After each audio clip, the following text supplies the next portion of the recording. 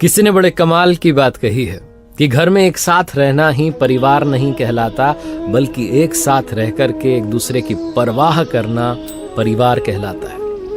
नमस्ते दोस्तों, मैं हूं आरजे कार्तिक। एक बड़ी छोटी सी कहानी एक ऐसे इंसान की जो शहर में नौकरी करता था लेकिन रहने वाला गांव का था।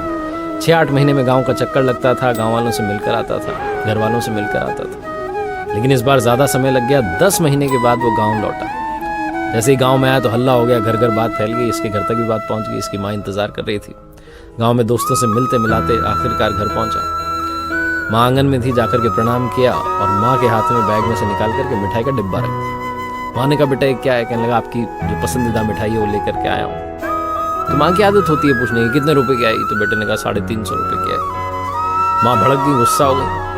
इतने पैसे खर्च करने की क्या जरूरत थी? देख रहा है कितना पतला दुबला हो गया है। खुद के लिए फल खरीद लेता, फ्रूट्स खरीद लेता, अंगूर खरीदता, सेब खरीदता, आम खरीदता, कुछ तो खाता। कितना पतला दुबला हो गया शहर में रहकर। बेटा कहने लगा कि मैं 12 घंटे काम करता हूँ माँ, 12 घंटे की नौकरी होती है, आप नहीं समझोगे। आप मिठाई खाओ ना, आपके लिए लाया हो। पूरे घर में उसने मिठाई सबको बांट खिला दी। उसके बाद फिर से बाहर निकल गया, गाँव में दोस्तों के साथ खेला, घूमा।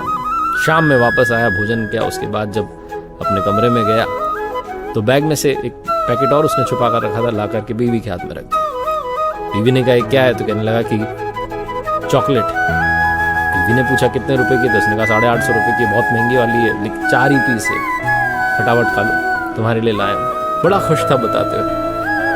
बीवी को गुस्सा आ गया। उसने कहा, क्या कर रहे हो? उसने कहा, क्या कर रहा हूँ? तुम मेरे लिए स्पेशल हो, सबसे खास हो, तुम्हारे लिए लाऊंगा तो किसके लिए लाऊंगा? बीवी ने कहा, हद करते हो। तुम्हारी माँ जो कि 350 के मिठाई के डिब्बे के लिए तुम्हें कह रही थी कि अपने ऊपर खर्च करो, और बेटा जो है मेरे लिए 850 की चॉकलेट ला रहा है। उस पति ने कहा, अरे तुम्हारे लिए तो लाऊंगा, किसके लिए लाऊंगा? तुम खाओ ना, 4 पीस है, फटाफट खा। पत्नी ने कहा, सबको बांट करके नहीं खिला सकते थे? घर में कितने लोग हैं? अम्मा हैं, बाबूजी हैं, भाई साहब हैं, भाभी जी हैं, बच्चे हैं। फिर से आदमी कहने लगा कि अरे 4 तो पीस है, कैसे खिलाता सबको बांट करके? पत्नी ने कहा, सब थोड़ा थोड़ा तोड़ के खा लेते। तुम्हारी माँ तुम्हारा कितना ख्याल रख रही है और तुम मेरे लिए 850 रुपये खर्च कर रहे हो। तुम्हारी माँ तुम्हें समझा रही है कि मिठाई नहीं ला करके अपने ऊपर खर्च करते, थोड़ा अपना स्वास्थ्य अच्छा करते, और तुम बीवी के लिए 850 की चॉकलेट ला रहे हो। इस पति ने कहा, तुम समझोगे नहीं। बीवी ने कहा, तुम नहीं समझोगे।